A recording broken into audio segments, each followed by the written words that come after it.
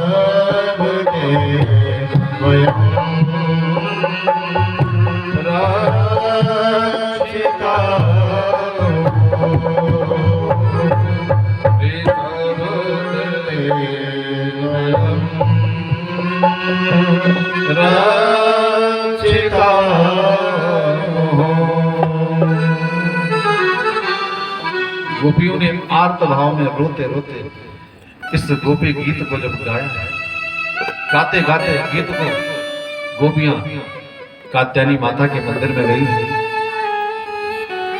कात्यायनी माता से निवेदन की है, हे कात्यायनी मां,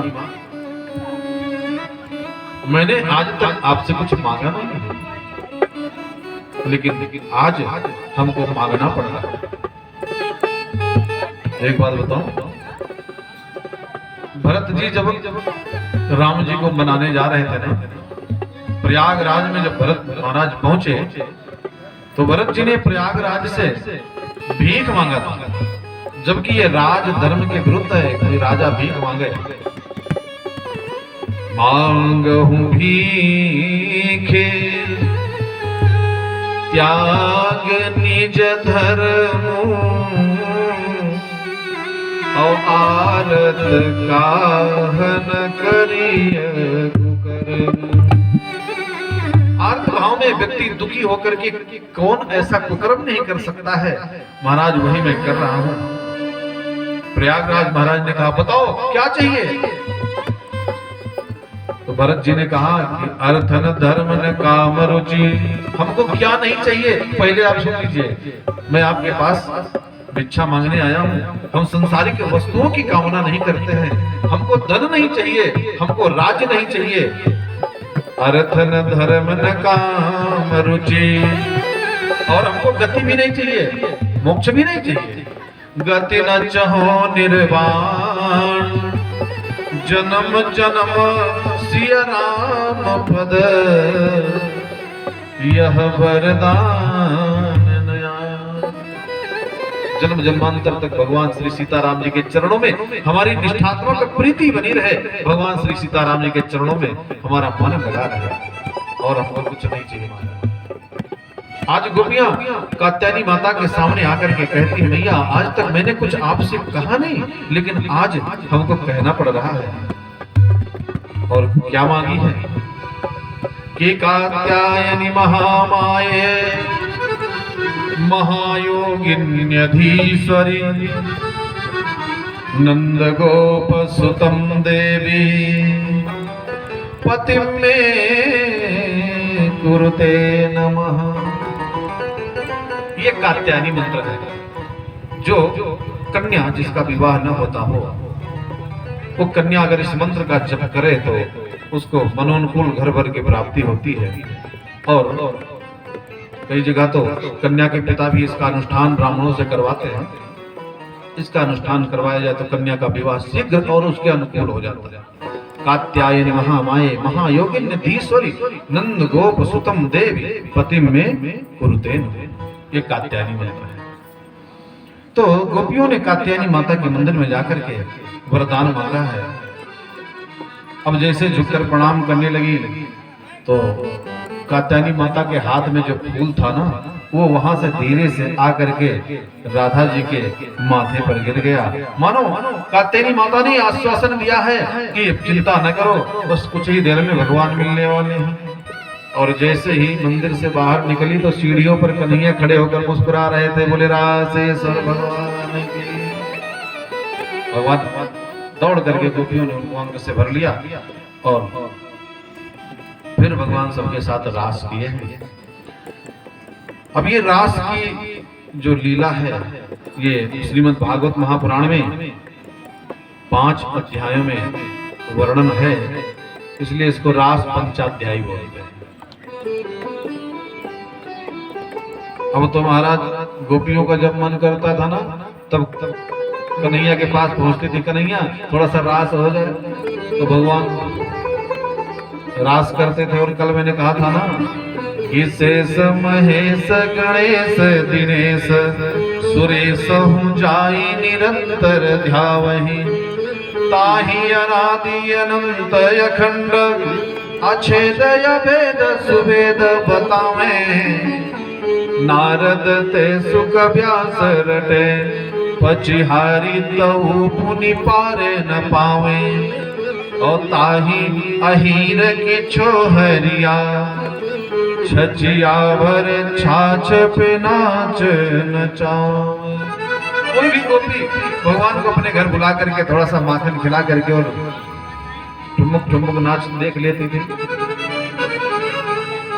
अब ये सब लीला भगवान कर रहे थे ना, तब तक महाराज एक दिन नारद जी अपनी पीड़ा उठाए और पहुंच गए कंस के दरबार में। श्रीमन नारायण नारायण हरि हरि, श्रीमन नारायण नारायण हरि हरि, श्रीमन नारायण नारायण हरि हरि, श्रीमन नारायण नारायण हरि हरि, भजमन नारायण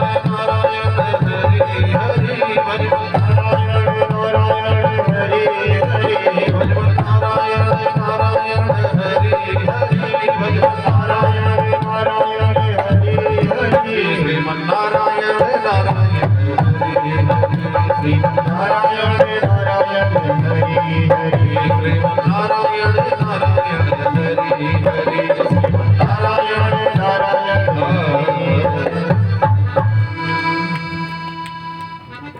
नारद जी पहुंचे कंस के दरबार में, कहने लगे महाराज की जय हो। कंस ने कहा ये देव ऋषि। नारद जी ने पूछा महाराज कंस, अभी वो नंद जसोदा के दो छोटे से लल्ला कृष्ण और बलराम अभी ऐसे घूम रहे हैं, आप अभी तक उनको मरवा नहीं पाए। आपके पास इतनी बड़ी सेना, इतने सा बड़े बड़े पहलवान, उसके बाद अब मरवा नहीं पाए। कंस ने कहा बाबा यही तो बात है, मैं यहां से जिसको भेजता हूं वापस आता ही नहीं। हाँ, इस पार से उस पार तो जा सकता है, लेकिन उधर से इधर वापस घूम कर आते ही नहीं। हम ऐसे आशा देखते रहते, बाद पता चला जय सिया राम। नारद जी ने कहा यही तो आपकी भूल है, आप एक एक लोगों को भेजते हैं, एक साथ सबको भेजिए, या तो किसी माध्यम से कृष्ण बलराम को अपने यहाँ बुला लीजिए, आपके यहाँ आ जाए, और फिर यही आपके पास तो बड़े बड़े सेना नायक हैं महाराज, बड़े बड़े पहलवान यहीं पहुंचेंगे, यहीं पर मरवा देना, छुट्टी मिल जाएगा, रोज रोज का झंझट खत्म हो जाएगा। कंस ने कहा बाबा मैं तो जानता था कि आप खाली देवताओं के हितैषी, आज पहली बार पता चला कि आप हमारे हित की भी बात कर रहे हैं।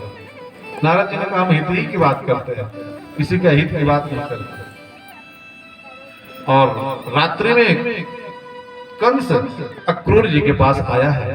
ये अक्रूर जी भगवान के परम भक्त हैं, लेकिन रहते हैं मथुरा में कंस के राज्य में। और रात्रि में कंस आकर कहने लगा अक्रूर काका आप मेरा एक काम कर दोगे क्या, क्योंकि मैं जानता हूं कि इस कार्य को केवल आप ही कर सकते हो। अक्रूर ने कहा महाराज आपके राज्य में रहता हूं, आदेश करिए। कंस ने कहा आप जाइए, किसी भी तरह से किसी भी प्रकार से कृष्ण और बलराम को वृंदावन से मथुरा को ले आइए। हम कल ढिढोरा पिटवा देंगे कि हमारे यहाँ धनुष यज्ञ का कार्यक्रम है, देश विदेश से तमाम राजाओं को अपने यहाँ हम निमंत्रण ले रहे हैं, सब लोग आ रहे हैं, हमारे यहाँ धनुष यज्ञ का कार्यक्रम रहेगा, जो इस धनुष को तोड़ेगा उसको सर्व विजेता घोषित किया जाएगा, उसको ढेर सारा इनाम दिया जाएगा, और उसी धनुष यज्ञ में कृष्ण और बलराम को यहाँ पर बुलाया जाएगा। अक्रूर ने पहले तो मना कर दिया, लेकिन बाद में कंस के दरबार में, कंस के राज्य में रहते थे, मना करते तो रहने को नहीं मिलता। कंस ने कहा ठीक है आप रथ ले जाइए और किसी भी तरह से कृष्ण बलराम को ले आइए।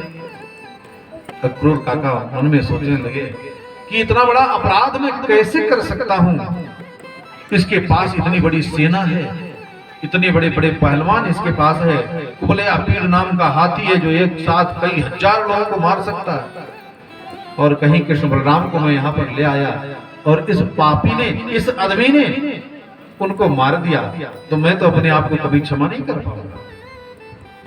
लेकिन क्या करें, राज्य में रहते हैं तो मजबूरी है भाई। आप जानते हैं एक पुलिस वाले हमको मिले, उन्होंने कहा गुरुजी मैं जानता था कि इसका दोष नहीं है, लेकिन ऊपर से आदेश था, हमको उसको पकड़ करके उसके नाम से धारा लगा करके उसको हमको जेल भेजना पड़ा, नहीं करता तो नौकरी छोड़नी पड़ती, ये मेरी मजबूरी। तो महाराज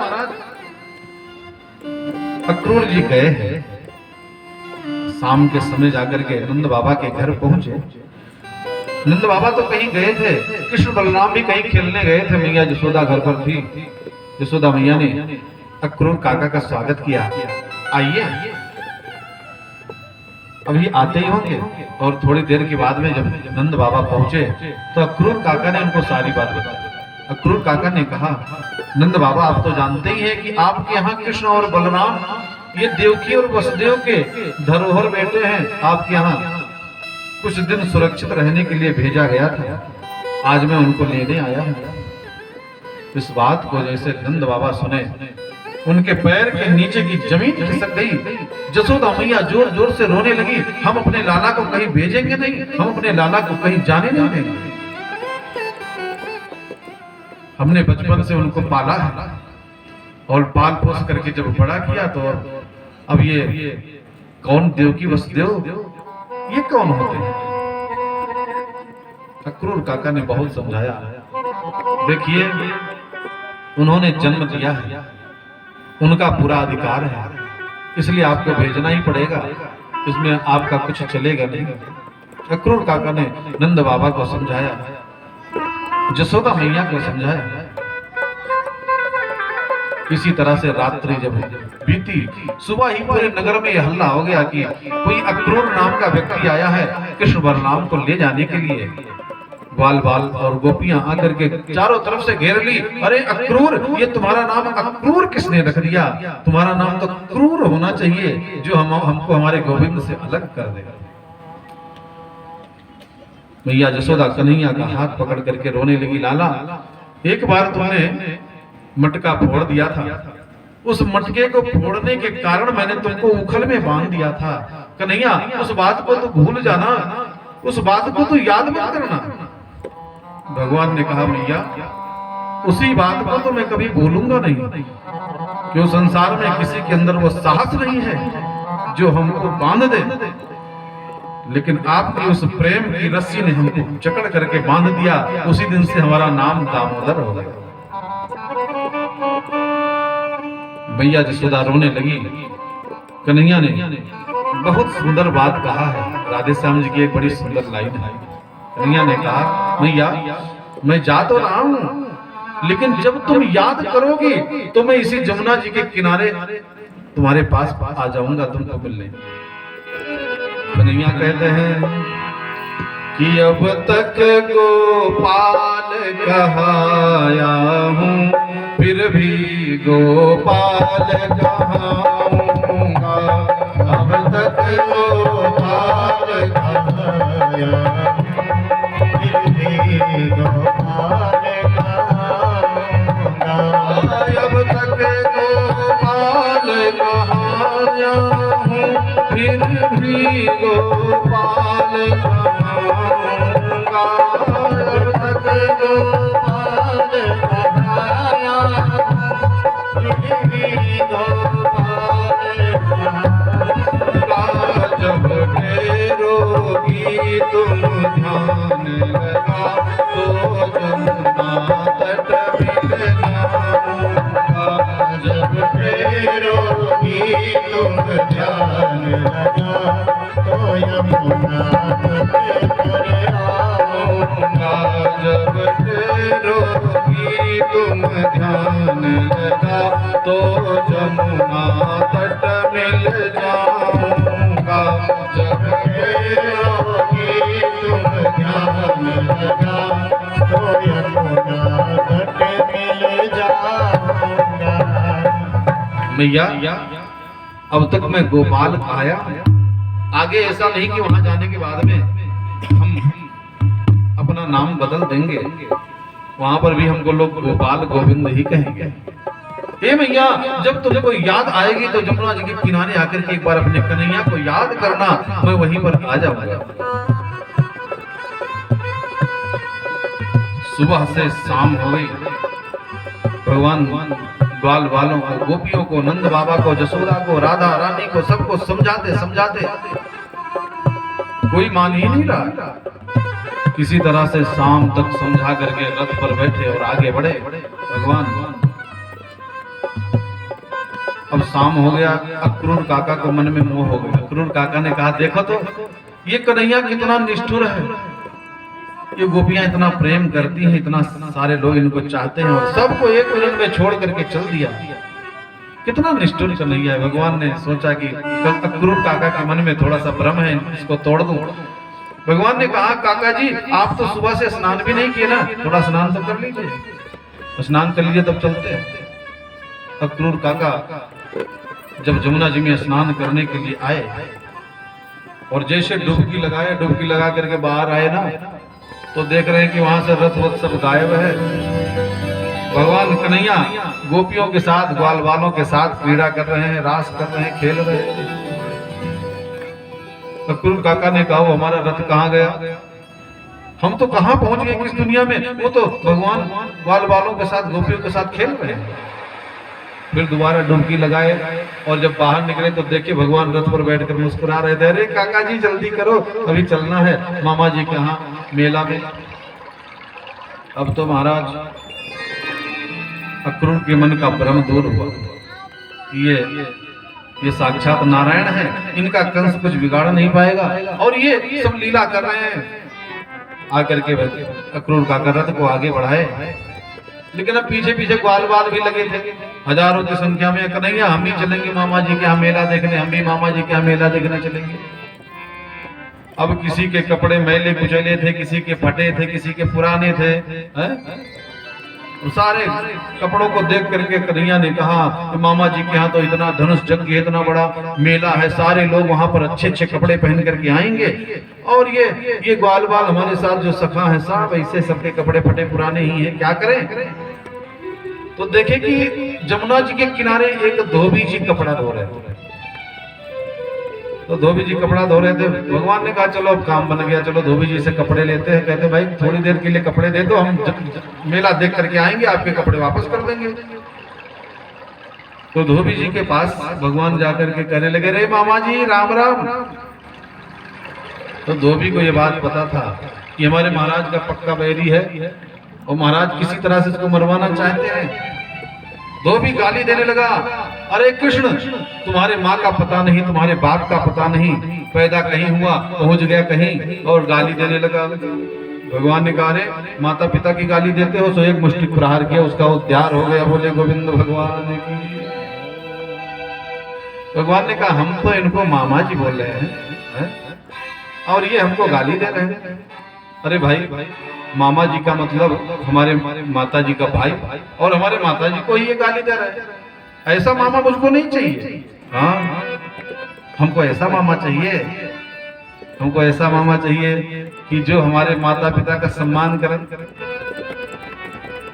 तो क्या हुआ ना, एक माँ ने अपने छोटे से बच्चे को, 3-4 साल का 4 साल का बच्चा था, उसको सिखा रखा था कि बेटा जब तुमको बाथरूम जाना हो ना तो तुम कहो कि हमको गाना गाना है। हाँ ये ना कहो कि हमको बाथरूम जाना है, हमको गाना गाना है। तो इससे कोई जान भी नहीं पाएगा, हम धीरे से तुमको गाना गवा दिया करेंगे। और एक दिन वो माँ अपने नैहर पहुंच गई। अब उनके मामा जी कहे कि आज मेरा भांजा मेरे पास रात में सोएगा। और मामा भांजे में खूब पटने लगी। थोड़ी देर में ला करके टाफी वाफी खिलाए और खूब मामा जी कह करके वो भांजा उनके ऊपर खेलने लगा। क्योंकि छोटे बच्चे होते हैं ना, अगर आप उनके लिए कुछ खाने पीने के लिए नहीं ले जाओगे ना तो दूरी बनाकर रहेंगे, और थोड़ा सा उनके लिए कुछ टाफी चॉकलेट बिस्कुट कुछ उनको नमकीन खिलाओगे ना तो आप पहुंचोगे तो आपके सामने सब सारे रिश्ते फेल हो जाएंगे। तो मामा जी ने कहा भाई हमारा भांजा पहली बार मेरे घर आया है, उसके लिए चॉकलेट लेकर के आए, टॉफी लेकर के आए, बिस्किट लाए, नमकीन दिए, और भी तमाम खाने पीने की चीज ला करके रख दिए। भांजा तो खुश है, वाह मामा जी आपने तो बड़ी सेवा की, और अब हम यहीं रहेंगे, हम जाएंगे भी नहीं। और माँ भी खुश हो रही थी, देखो देखो हमारा भैया हमारे बेटे को कितना प्यार कर रहा है। अब रात्रि में भांजे ने कहा कि आज तो हम अपने मामा जी के पास सोएंगे। अरे मम्मी पापा के साथ तो हम रोज सोते हैं, आज अपने मामा जी के साथ सोएंगे। तो मामा जी के कमरे में गया, कहा आज हम आपके पास सोएंगे। मामा जी भी खुश हो गए, चलो हमारा भांजा मेरे पास सोएगा। अब रात्रि में जब 12 बजा मामा जी सो रहे थे तो उठा, धीरे से मामा जी को ठोका, मामा जी ने कहा क्या है? कहा हमको गाना गाना है। अरे बेटा रात्रि में देखो बगल में सब लोग सो रहे हैं, अभी तुम गाना गाओगे ना तो लोग कहेंगे कि देखो ये कितना गंदा बच्चा है, बेटा सो जाओ किसी तरह से। अब थोड़ी देर वो लेटा रहा, लेकिन उसको तो भाई गाना गाने का मन था। फिर उठकर बैठा, मामा जी नहीं रहा जा रहा है, हमको गाना गाना। अरे बेटा अच्छे बच्चे जिद नहीं करते, आराम करो, सुबह गाना गवा दे। कहा नहीं भावना मामा जी सुबह तो नहीं हो पाएगा, आप ऐसा करो हमको गाना गवा दो। तो मामा जी बेचारे नींद में थे, अब आंख खोल करके एक बार बोल देते थे, उसके बाद फिर सो जाते थे। और बार बार वो भांजा मामा जी को जगाता, मामा जी हमको गाना गवा दो।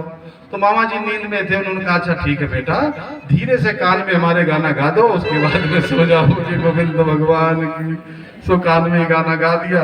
अरे भांजे क्या गड़बड़ कर दिए। तो मामा और भांजे का जो रिश्ता है ना बहुत प्यारा है। कन्हैया ने कहा मैं तो इस धोबी को मामा जी बोल रहा हूँ और ये हमारे माँ को ही गाली दे रहा है। भगवान ने उद्धार कर दिया। अब जितने साथ में ग्वाल बाल सखाने थे ना, दौड़ दौड़ करके देखे महाराज, राजा महाराजा के कपड़े सब वहां पर धोबी धोने के लिए लेकर के आए थे, और लेकर के सारे कपड़े पहनने लगे। अब एक एक ग्वाल बाल और राजा महाराजा की पोशाक लेकर के नीचे से ऊपर से पहन करके, और जब रास्ते में चले ना तो ऐसे लगा कि वो झाड़ू लग रहा है महाराज। हाँ, शांति चित्त से बैठ जाइए, बातचीत कम करिए। जब वो राजा महाराजा के कपड़े पहन करके जब आगे बढ़े, तो वो अब छोटे छोटे नन्हे नन्हे ग्वाल बाल थे और बड़े बड़े कपड़े पहन करके जब चले तो रोड पर ऐसा लगता था कि इसे झाड़ू लगता है। वो आजकल शादियों में क्या है, हमारी बहनें तमाम पहनती उसको लहंगा बोलते हैं।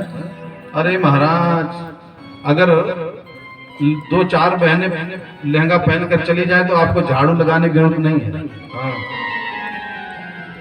वो सब झाड़ू लगा करके सीधे साफ सुफ कर देंगे पूरा रंग। तो उसी तरह से साहब के जो है कपड़े बड़े बड़े थे। ग्वाल बाल कहने लगे, कन्हैया ये कपड़ों को छोटा करवाओ। तो भगवान सोचने लगे कि भाई इतना जल्दी हम किस दर्जी के पास जाएं। तो देखिए सामने एक दर्जी का घर था, तो दर्जी के घर भगवान पहुंचे। उन्होंने कहा, अरे भैया दर्जी। और वो दर्जी भगवान का भक्त था। उसने कहा, कहिए सरकार हमारे लिए क्या आदेश है। अरे भाई देखो, हमारे एक साथ ग्वाल बाल है ना, इनके बड़े बड़े कपड़े, इनको थोड़ा छोटा कर दो ना। उस दर्जी ने अपने घर भर के पूरे परिवार को लगा दिया। कहा, जल्दी जल्दी क्या करना भाई, काट करके थोड़ा सा मोड़ करके सिली तो देना है, सब कपड़े बराबर हो जाएंगे। पूरे घर वालों को लगा दिया। 2-3 घंटे में सब कपड़े, सबके कपड़े छोटे कर दिए। और छोटे करके और तब ग्वाल बाल लोग पहने। अरे महाराज, तो बिल्कुल नाप साध का हो गया। एक बार हुआ क्या ना कि एक बाबूजी थे, तो वो अपनी 40वीं सालगिरह मना रहे थे। विवाह को 40 साल हो गए थे। तो गए बाजार से बढ़िया पैंट और शर्ट सिलाए कि कल हमारी सालगिरह है, तो कल सारे लोग आएंगे। अपने साथ के जितने लोग थे, रिटायर्ड लोग, सारे लोगों को बुलाए थे कि हमारे हित दोस्त, हमारे नातेदार, रिश्तेदार सब लोग आएंगे। और जब सब लोग आएंगे तब हम ये अपना कपड़ा पहनेंगे, पैंट शर्ट। लोग पूछेंगे कि भाई इतना बढ़िया कपड़ा कहाँ से लेकर के आए। तो लेकर के आए तो घर में जब उसको नापने लगे तो पैंट थोड़ा सा 2 इंची बड़ा था।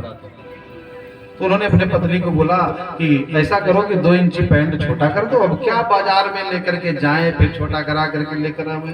पत्नी ने कहा, कोई बात नहीं, आप जो है रख दीजिए, अभी हम थोड़ी देर में समय पाएंगे तो छोटा कर देंगे। अब वो उधर से घूम करके आए, उनका मन तो पैंट में लगा था। आकर के देखे तो पैंट छोटा नहीं हुआ था। तब उन्होंने बहू से कहा, बहू हमारा वो पैंट है ना, अब हम बाजार जाएंगे तो देर होगा, तुम ऐसा करो 2 इंची छोटा कर दो। बहू ने कहा, ठीक है पापा जी, हम कर देंगे। थोड़ी देर के बाद बहू भी नहीं की, वो भी किसी काम में लगे नहीं। तब उन्होंने अपनी बेटी से कहा, बेटी तुम थोड़ा सा हमारा पैंट छोटा कर दो। तो बेटी ने 4 बात और सुनाई ऊपर से, क्योंकि बाप बाप बेटे में लड़ाई होती रहती है। क्या पापा जी, सारा दिन आप भी, हमको स्कूल का काम करना पड़ता है, किचन का काम करना पड़ता है, आप भी एक काम लेकर के आ गए। अच्छा ठीक है, रख दो, समय मिलेगा तो कर देंगे। अब बाप बेचारे थोड़ी देर आए, दरवाजे पर खड़े रहे। उसके बाद में साइकिल निकाले और पैंट को रखे झोले में, लेकर गए बाजार। वहां से दर्जी से 2 इंची छोटा करा करके पैंट ले आकर के टांग दी खूंटी पर।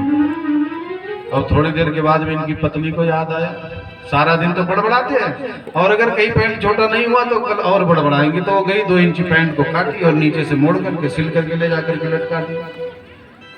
थोड़ी देर के बाद में बहू को याद आया कि पापा जी कहे थे, तो वो भी गई 2 इंची छोटा करके और ले जा करके लटका दी। सबसे अंत में बेटी ने सोचा कि कुछ भी हो तो हमारे बाप ही हमको पैदा किए, पाले पोसे, बढ़ाए पढ़ाए, और पापा की बात हम ना करें, न माने, ऐसा हो ही नहीं सकता है। तो बेटी गई, वो भी 2 इंची काट करके ले जाकर लटका दिया। अरे महाराज, बाबूजी तो मन में खूब खुश हो रहे थे कि कल जब हमारे नातेदार लोग आएंगे ना, उनके सामने मैं कपड़ा पहन कर जाऊंगा तो कई लोग तो हमसे पूछेंगे कहाँ से कपड़ा मंगाए। और जैसे नातेदार रिश्तेदार लोग आने लगे, चारों तरफ सब भीड़ भाड़ मचने लगा। तो दौड़ करके गए और पहले तो शर्ट पहने, हाँ ठीक है, और जब पैंट पहने तो पैंट उनका हाफ पैंट बन चुका था। बोले गोविंद भगवान की। हाफ पैंट बन चुका। उन्होंने कहा अरे ये क्या हुआ?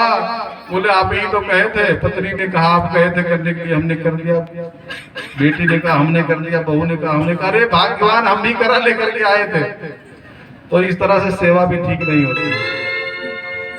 लेकिन आज भगवान ने जाकर के दर्जी को बोला तो दर्जी ने अपने पूरे परिवार वालों को लगा करके और कपड़े छोटे करवा दिए। सारे ग्वाल बाल लोग वस्त्र पहन करके और पहुंच गए सीधे मथुरा नगर में प्रवेश करने लगे। भगवान ने कहा बस खाली चंदन की और कमी है। मधुमंगल का लाला चंदन और लग जाए तो बिल्कुल हम लोग राजकुमार लग रहे हैं। एक सैरंध्री नाम था उसका, उसको कुब्जा भी लोग कहते थे। ये कंस के दरबार में चंदन घिस करके ले जाकर के लगाती थी और भगवान ने देखा कि बहुत सुंदर महकने वाला सुगंधित चंदन लेकर के घिस करके महाराज के दरबार की तरफ जा रही थी। और जैसे ही कन्हैया ने देखा तो आवाज लगाया ए सुंदरी।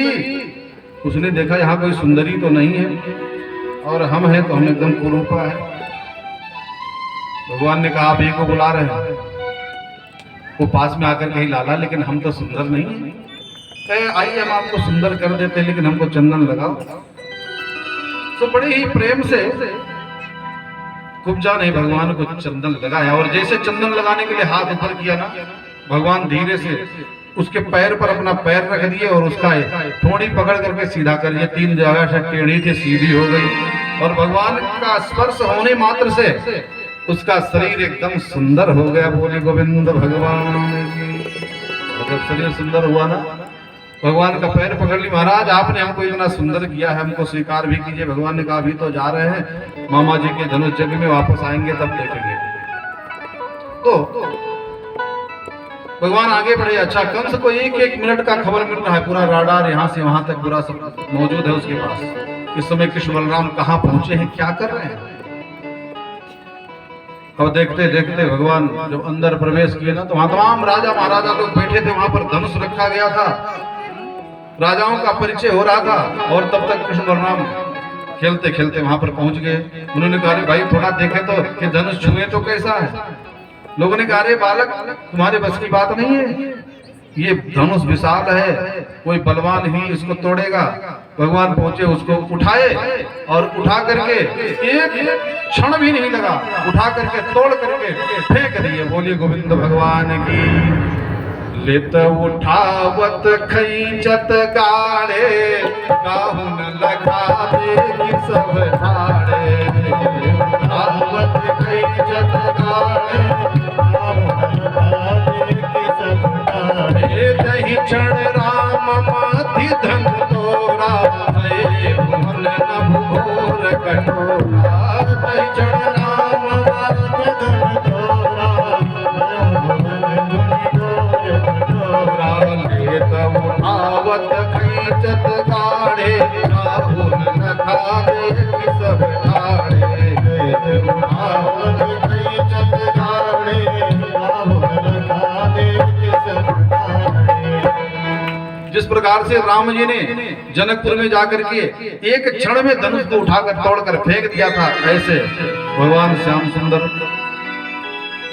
महाराज कंस के यहाँ पहुंचे और धनुष को उठाकर तोड़ करके फेंक। हाहाकार मच गया। अरे भैया जिस धनुष के लिए सारे लोग राजा महाराजा लोग इकट्ठा हुए थे, छोटे छोटे बच्चे आए थे, उन्होंने तोड़कर फेंक दिया। पकड़ो पकड़ो, कहाँ गए कहाँ गए कहाँ गए। तो कंस के दरबार में 2 पहलवान थे, एक का नाम था मुष्टिक, एक का नाम था चाणूर। ये 2 पहलवान कई हजार लोगों को एक साथ मार सकते थे, ना बलवान। मल्ल युद्ध प्रारंभ हो गया। एक के साथ कन्हैया, एक के साथ बलराम जी, दोनों लोग मल्ल युद्ध करना प्रारंभ किए। और देखते देखते दोनों भाइयों ने उठा करके जमीन पर पटक दिया, उनका उद्धार हो गया। बोले गोविंद भगवान। द्वार पर जब बाहर पहुंचे महाराज तो वहां एक कुबलिया पेड़ नाम के हाथी को सामने लगा दिया गया।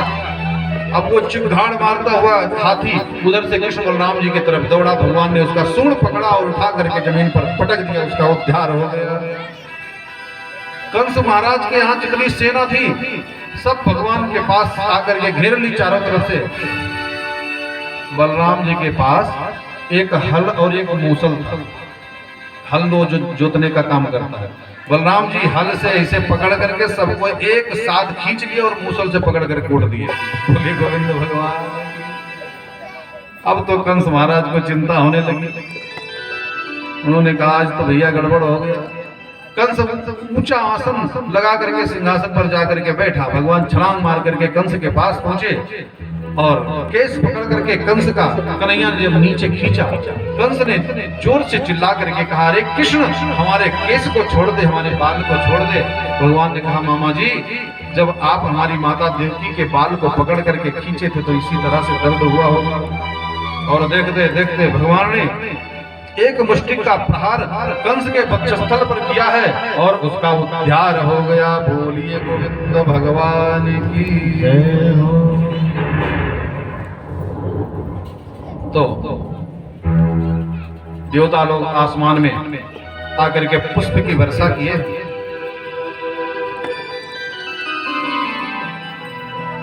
चारों तरफ कृष्ण कन्हैया लाल की जय, भगवान की जय जयकार होने लगी। सबसे पहले भगवान जाकर के जेल में अपने माता पिता को प्रणाम किए। माता ने कहा, बेटा आज मैं कुछ मांग नहीं रही हूं, बस अगर देना चाहता है तो इतने दे दे कि हमारे जो 7 बेटे 6 बेटे जो पहले मारे गए उनको हमको वापस कर दे। भगवान ने अपने 6 भाइयों को ला करके माता को सौंपा है और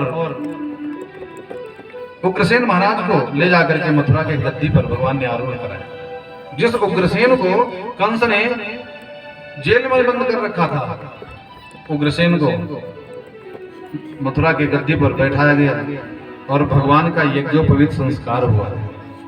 एक बात बताऊं, आजकल लोग कहने के लिए सब लोग ब्राह्मण अपने आप को कहते हैं, लेकिन ब्राह्मण का ब्राह्मणत्व तो क्या है?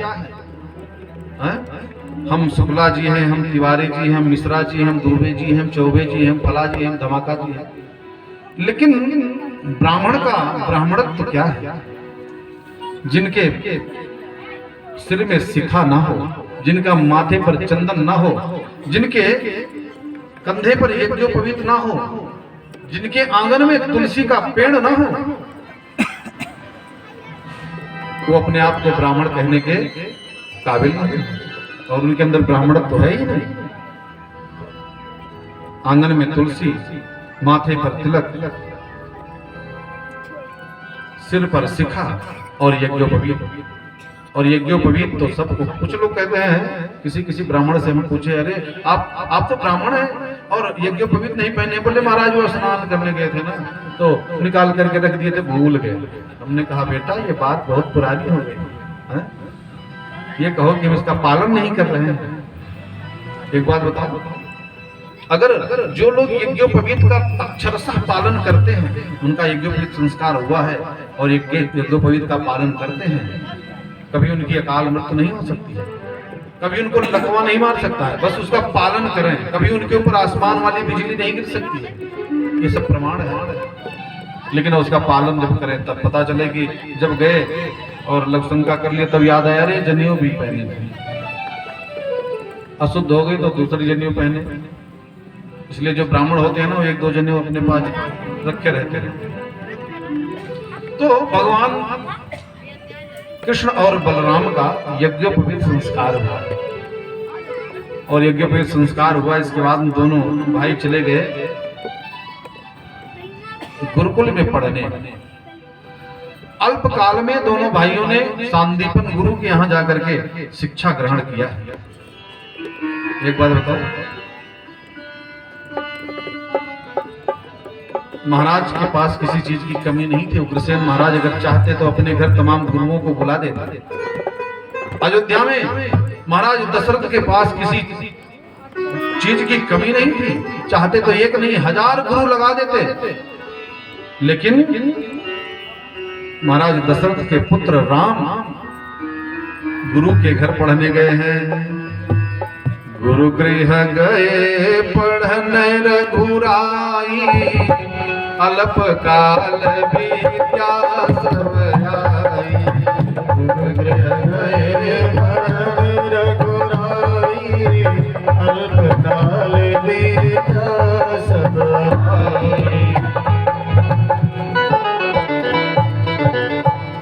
के घर जा करके उन्होंने विद्या अध्ययन किया और कम ही समय में सभी प्रकार की विद्या का उन्होंने अध्ययन कर लिया।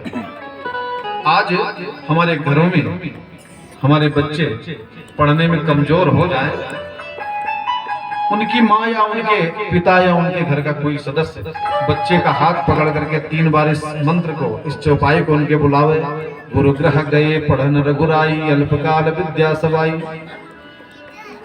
शुरू में 3 बार, फिर 5 बार, फिर 11 बार, धीरे धीरे वो मंत्र बच्चे को याद हो जाएगा और वो जब स्कूल जाना हो तो उसको बोलते हुए 2-4 बार 10 बार बोल करके स्कूल जाए।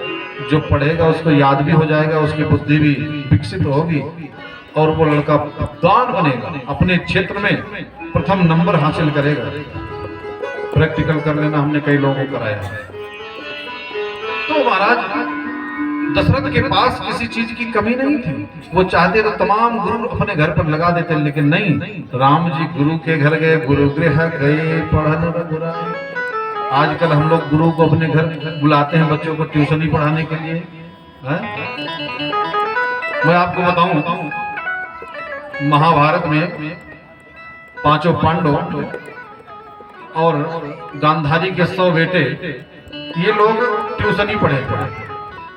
हाँ, द्रोणाचार्य कृपाचार्य आदि गुरुओं को अपने घर बुला करके ट्यूशन ही पढ़े थे। नतीजा क्या निकला? महाभारत हो गया। क्योंकि आप जानते हैं दिल्ली के पास में ही गुड़गांव है, उसको गुड़गांव नहीं, उसका नाम है गुरुग्राम।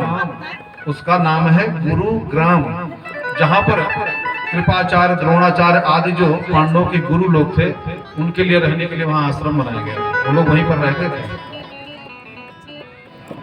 तो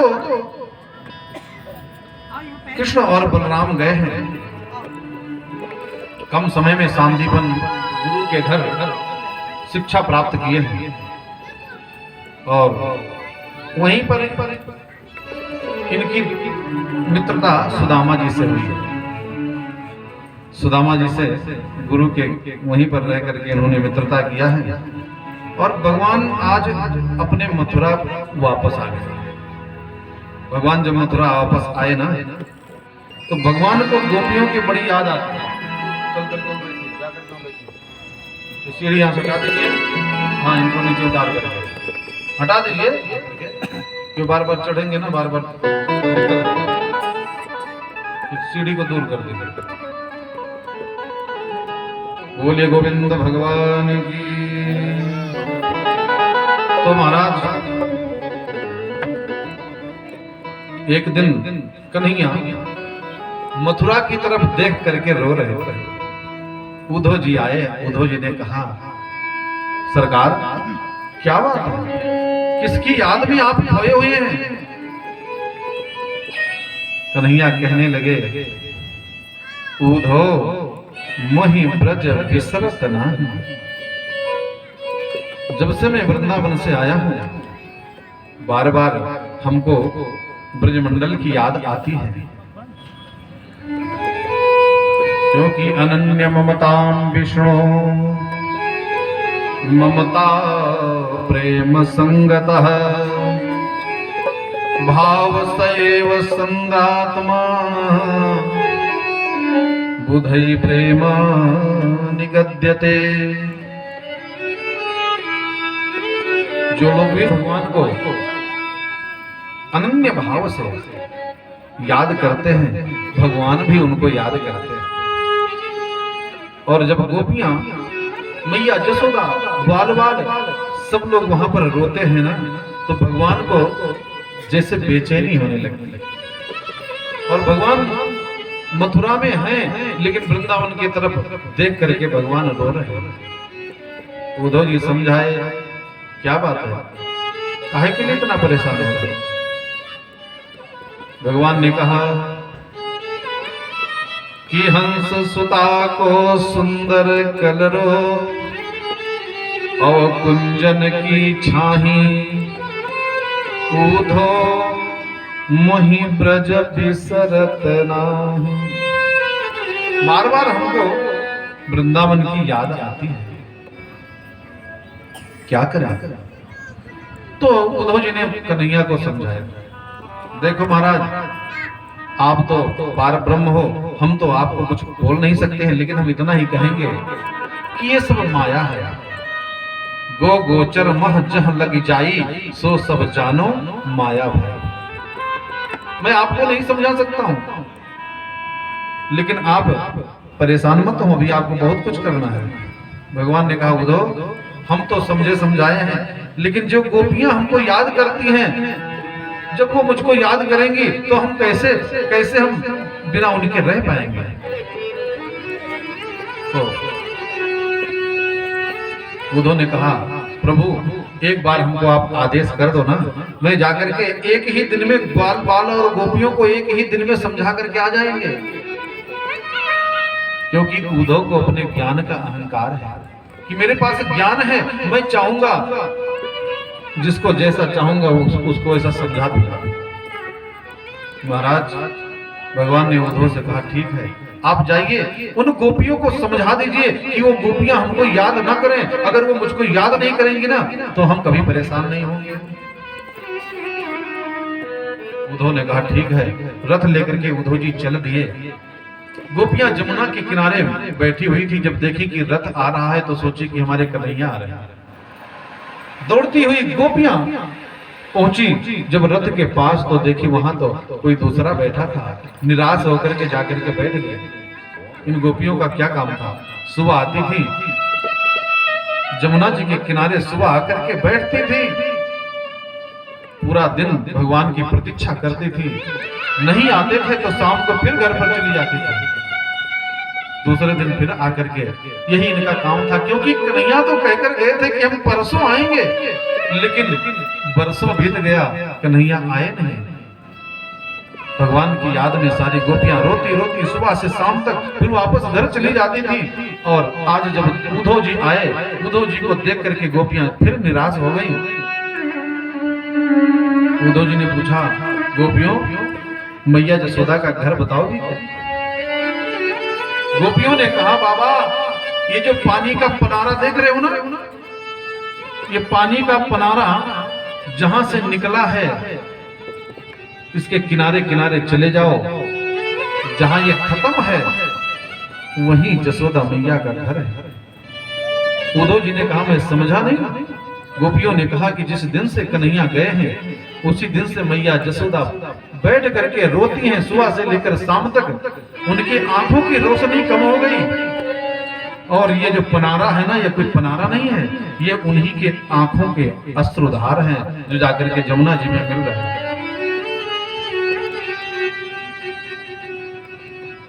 उद्धव जी कुछ बोल नहीं पाए और सीधे पहुंचे हैं जसोदा मैया के द्वार पर। द्वार खटखटाए।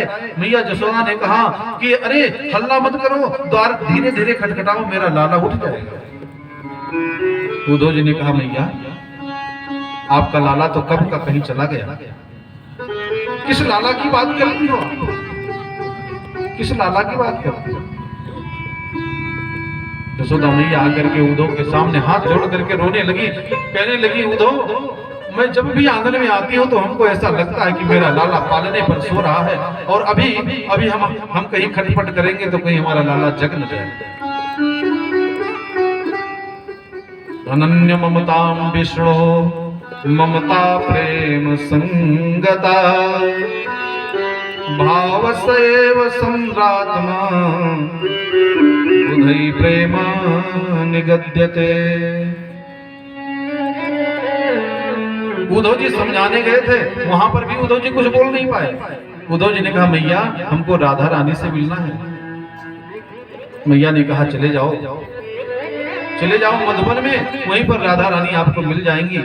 मधुबन में जब आए हैं, उद्धव जी एक पेड़ के पीछे खड़े हो गए और देखने लगे कि ये राधा कर क्या रही है। तमाम सखियों के बीच में राधा जी बैठी थी। एक सखी कह रही थी, बहन, आज रात्रि में मैंने सपना देखा कि कन्हैया आए। कहने लगे कि हमको भूख लगी है, जैसे में भोजन बनाई और कन्हैया को लेकर के गई कि अब कन्हैया को भोजन करावें, तैसे हमारी आंख खुल गई। दूसरी गोपी कहती है कि कन्हैया आए और कहे कि चलिए रास करते हैं। जैसे मैं रास के लिए घर से बाहर निकली, हमारी आंख खुल गई। राधा रानी ने कहा, अरे बहनों, आप लोगों ने सपना देखा। सपना इसलिए देखा क्योंकि आपको रात में नींद आई होगी, लेकिन हम तो जिस दिन से कन्हैया गए हैं उस दिन से हम सो भी नहीं पाए। हमारी नींद भी लेकर के कन्हैया चले गए और तब तक एक भंवरा वहां से उड़ता हुआ आया। गोपियों ने कहा, ये भंवरे, तू भी काला है, तुम्हारा वो कन्हैया भी काला है, मैं जानती हूं तू उसी का भेजा हुआ दूत है। और काले लोगों से मेरा विश्वास उठ गया, क्योंकि ये लोग बैठ करके पहले फूल का रस चूस लेते हैं, उसके बाद जब फूल मुरझा जाता है छोड़ करके चले जाते हैं। इसलिए तू भी उन्हीं के पास जा, यहाँ क्या करने आया है? उद्धव जी खड़े होकर के सुन रहे। उद्धव ने कहा, इतना प्रेम।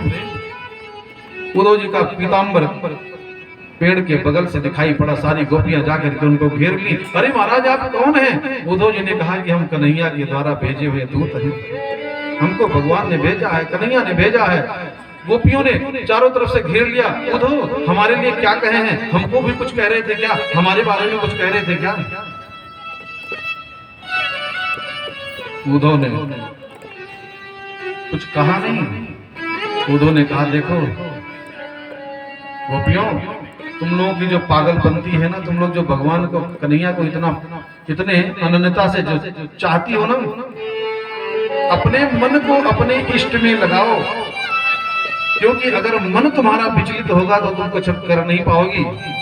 इसलिए अपने मन को अपने इष्ट में लगाओ और भूल जाओ कन्हैया को, क्योंकि कन्हैया तुम लोगों को कभी याद नहीं करता। उद्धव जी कहकर गए थे ना कि शाम तक सभी गोपियों को समझा करके हम आ जाएंगे और आज के बाद कोई गोपी कन्हैया तुमको याद नहीं करेगी। सो उद्धव जी समझा रहे हैं गोपियों को कि कन्हैया तुम लोगों को कभी याद नहीं करते हैं और तुम भी उनको भूल जाओ। गोपियों ने कहा, उद्धव पागल हो गए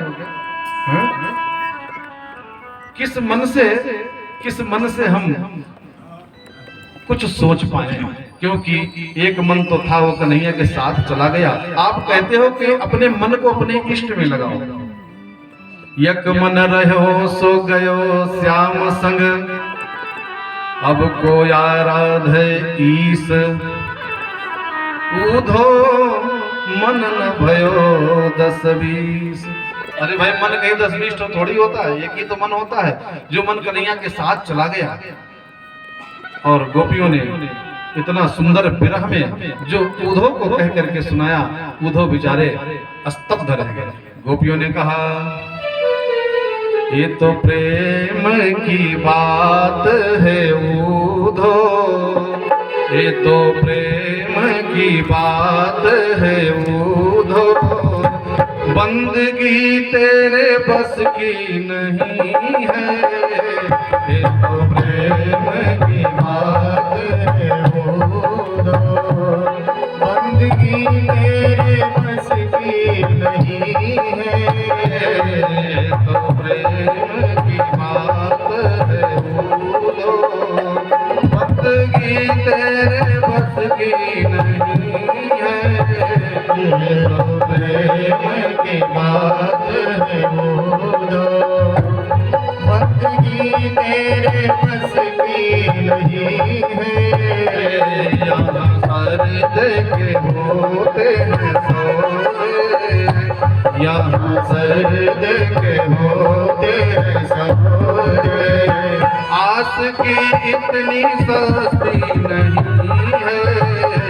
यहाँ सर्द के होते हैं सौदे, आस की इतनी सस्ती नहीं है। ये तो प्रेम की बात है उद्धव।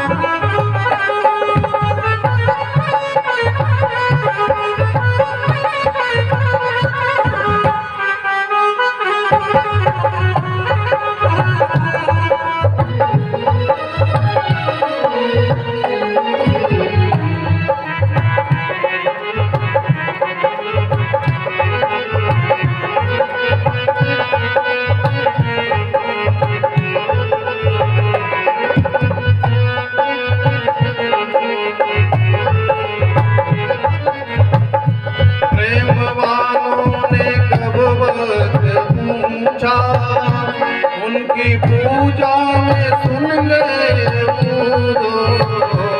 प्रेम वालों ने कब वक्त पूछा, उनकी पूजा में सुन ले दो। प्रेम वालों ने कब वक्त पूछा, उनकी पूजा में सुन ले दो। प्रेम वालों ने कब वक्त पूछा, उनकी पूजा में सुन ले दो। यहाँ पल पल में होती है पूजा, यहाँ पल पल में होती है पूजा। सिर झुकाने की फुर्सत नहीं है, यहाँ पल पल में होती है पूजा। सिर झुकाने की फुर्सत नहीं है, ये तो प्रेम की बात है।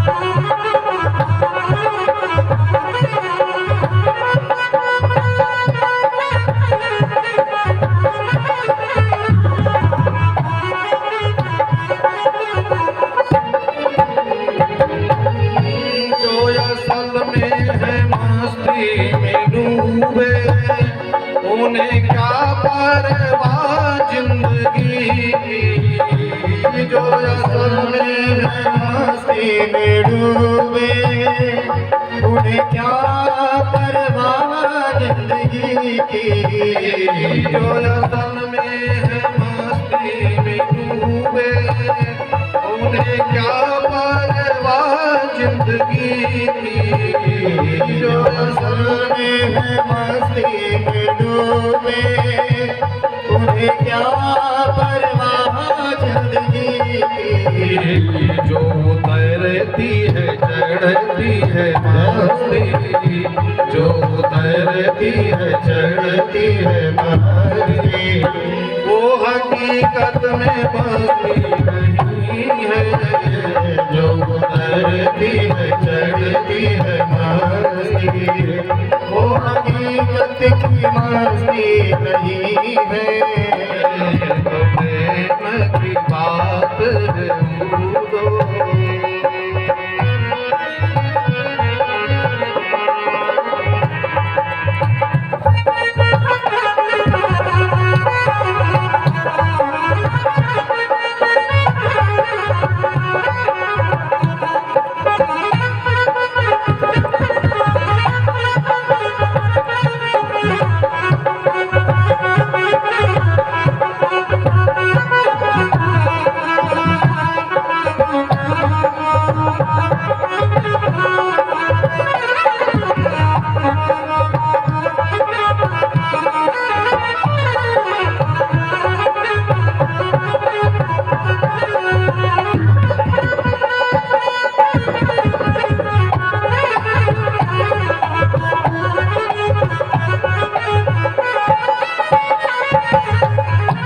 जिनकी नजरों में है सब प्यारे, वो तो रहते हैं जग से नियारे।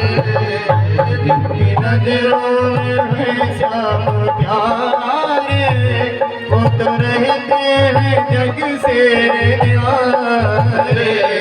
जिनकी नजरों में है सब प्यारे, वो तो रहते हैं जग से नियारे। जिनकी नजरों में है सब प्यारे, वो तो रहते हैं जग से न्यारे। जिनकी नजरों में मोहन समाए, जिनकी नजरों नजर फिर भटकती नहीं है, जिनकी नजरों में मोह समाए, वो नजर फिर भटकती नहीं है, जिनकी नजरों में मोह समाए, वो नजर फिर भटकती नहीं है, जिनकी नजरों में मोह समाए, वो नजर फिर भटकती नहीं है। ये तो प्रेम की बात है वो, बंदगी तेरे बस की नहीं है, ये तो प्रेम की बात है बोलो, बंदगी तेरे बस की नहीं है। ये तो प्रेम की बात है वो, बंदगी तेरे बस की नहीं है, प्रेम की बात है बोलो, बंदगी तेरे बस की नहीं है। सरद के रोते सरोरे, सरद के रोते सरोरे, आस की इतनी है, सरद के होते न सोए, आस की इतनी सस्ती नहीं है। ये तो प्रेम की बात है। गोपियों ने जब कहना शुरू किया ना, 1 महीना 2 महीना नहीं, पूरा 6 महीना बीत गए। हमारी सुनो, हमारी सुनो, हमारी सुनो, सबको समझाते समझाते, सुनते सुनते सुनते सुनते उद्धव जी ने सोचा था कि मैं ऐसा ज्ञान का नगाड़ा बजाऊंगा ना कि जो भक्ति की डुमडुमी है फीकी पड़ जाएगी। लेकिन जब वहां गए और भक्ति का नगाड़ा जब बजा तो उद्धव की ज्ञान की डुगडुगी वहां पर फेल हो गई और गोपियों को प्रणाम करके उद्धव जी पहुंच गए मथुरा। कन्हैया ने कहा, क्यों उद्धव जी इतना दिन कहाँ लग गए? आप तो कहते सुबह जा रहा हूँ शाम तक आ जाऊंगा, 6 महीने बीत गए। उद्धव कहने लगे, कन्हैया तू बहुत निष्ठुर है, तू बहुत निष्ठुर है।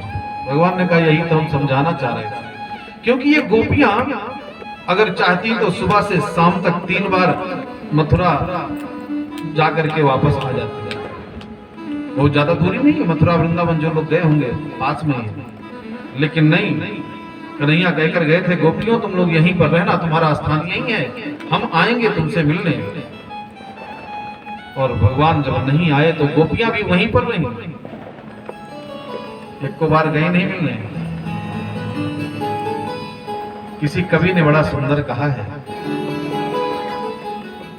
ये होता यदि टेलीफोन, होता यदि टेलीफोन, वृंदावन से मथुरा को, तो कृष्ण के वियोग में गोपी दुख पाती क्यों। बड़ी मार्मिक लाइन है, ध्यान से सुनेंगे तभी समझ में आएगा। तब टेलीफोन की व्यवस्था नहीं थी ना। होता यदि टेलीफोन, वृंदावन से मथुरा को, तो कृष्ण के वियोग में गोपी दुख पाती क्यों। होती यदि माचिस श्री सीता महारानी के, तो यशोक वाटिका में सशोक दुख पाती क्यों। भैया सीता कहती थी, नरुतर नमोतर किसले अनल समाना, देव अग्निजन करो निदाना। हमको अग्नि कोई दे दे तो अभी हम चिता जला करके अपने आप को उसमें भस्मीभूत करूंगा। लेकिन उनके पास अग्नि नहीं, माचिस की व्यवस्था नहीं थी। होती यदि माचिस श्री सीता महारानी के, तो यशोक वाटिका में सशोक दुख पाती क्यों। होता यदि फायर, होता ब्रिगेड एक रावण के तो हनुमंत के जलाए स्वर्ण लंक जर जाती क्यों। फायर ब्रिगेड लगा देता। जितेंद्र नारायण त्रिपाठी जी बैठे हैं, मुस्कुरा रहे हैं। होता यदि फायर ब्रिगेड एक रावण के तो हनुमंत के जलाए स्वर्ण लंक जरी जाती क्यों। और लास्ट वाला, अंतिम वाला बड़ा मार्मिक है। अब आजकल सब लोगों के पास तमाम वाहन की व्यवस्था, किसी के पास फॉर्च्यूनर, किसी के पास BMW, लेकिन एक ऐसी देवी हैं जिनके पास कोई साधन की व्यवस्था नहीं, तो उन्होंने क्या किया कि होता यदि वाहन अरे शीतला महारानी के तो गधे गरीब को निज वाहन बनाती क्यों। तो होता यदि टेलीफोन वृंदावन से मथुरा को, टेलीफोन व्यवस्था ही नहीं थी, इसलिए तो सारा दिन गोपियां तड़पती थी और शाम को जाकर के रोती रोती सो जाती थी। महाराज उद्धव ने जाकर के जब कन्हैया को समझाया, बताया, तो कन्हैया ने कहा उद्धव आपके बस की बात नहीं है। गोपियों ने समझा दिया होगा कि प्रेम के सामने संसार के सभी नाते रिश्ते अधूरे हैं। प्रेम जगत में सार और कुछ सार नहीं। जिसने भी प्रेम किया है और अगर कहीं भगवान से प्रेम हो जाए तो ये मुरली वाला या बंसी वाला क्या कर देता है। हमारे दामोदर दास जी एक बढ़िया भजन गाते हैं, हर बात निराली है उसकी, हर बात में है एक टेढ़ापन।